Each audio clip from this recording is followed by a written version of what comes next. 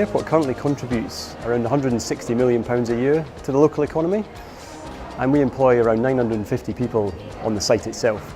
Over the next 20 years, and through the proposals published in our master plan, we'll grow that economic contribution to around £400 million per year, and we'll increase the number of staff employed on site by 50% to 1,500 over the next 20 years. Southampton Airport already engages with local authorities, ensuring we provide passengers with a frequent and reliable public transport service.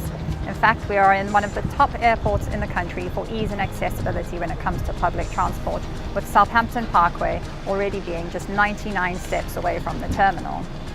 More than a quarter of our passengers already use this public transport, and our surface access strategy will look to develop this further in years to come.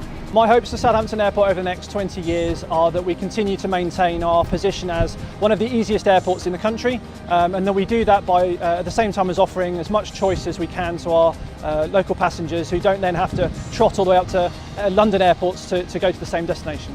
With the proposed terminal extension, the customer experience is going to be vastly improved. There's going to be more room, a bigger arrivals hall, a bigger departure lounge, a new security area, and a greater retail and catering offer for our passengers. So the draft master plan that we've published identifies that we could extend the runway within our boundary, and we're looking at approximately 170 metres, but importantly be within the fence that we have at the moment.